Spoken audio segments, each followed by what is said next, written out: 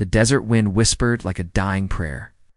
A little girl knelt beside her mother's still body, dust gathering in her hair like fallen ashes. And from the horizon, a lone rider approached, a man whose silence carried more weight than a bullet.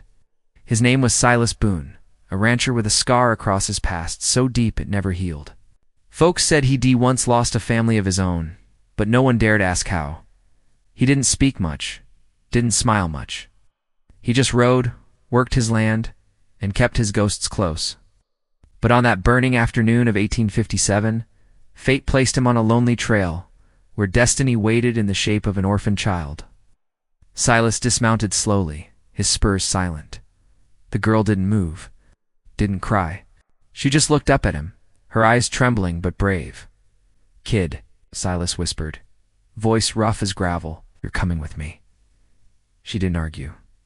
She simply took his hand.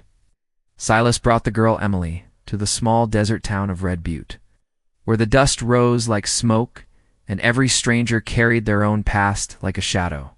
That's where Silas first saw her, a woman standing beneath the wooden sign of the Lone Lantern Saloon, tall, graceful, wrapped in a black shawl that danced with the wind.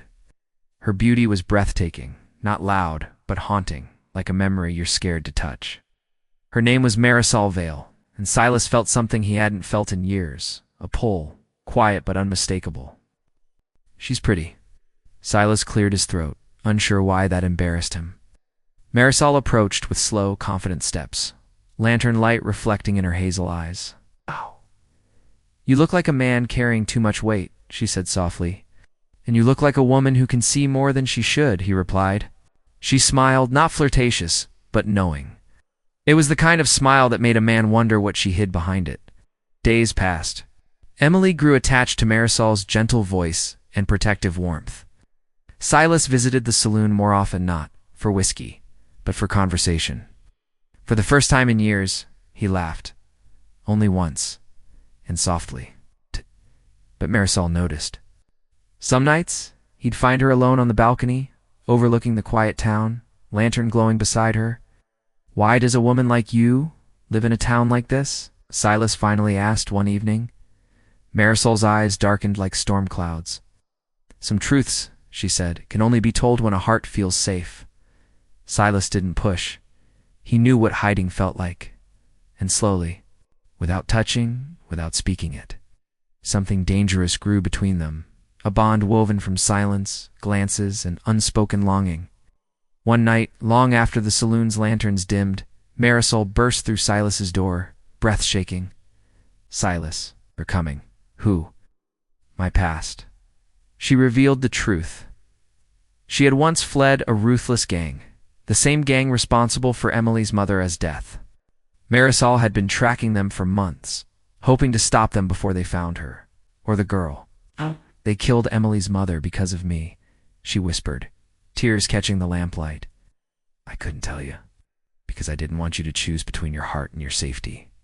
Silas stepped closer, his voice firm but gentle.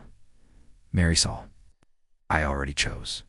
Outside, distant hoofbeats thundered through the night. The gang had come. Silas grabbed his rifle. Marisol took Emily's hand. And under the silver moonlight, the final showdown began. Dust, bullets, fire. A rancher fighting like a man who finally had something to lose again. When it was over, the gang lay defeated. And as dawn rose red over the desert, Silas held Emily close and looked at Marisol with a softness he hadn't felt in years. The three of them rode out together across a golden desert sunrise, not a family by blood, but by choice, and by the courage it took to trust again. If you enjoyed this journey through the untamed Wild West, make sure to subscribe and hit the bell for more gripping tales from the edge of history. Comment below which moment moved you the most. Wild Tales Storytelling.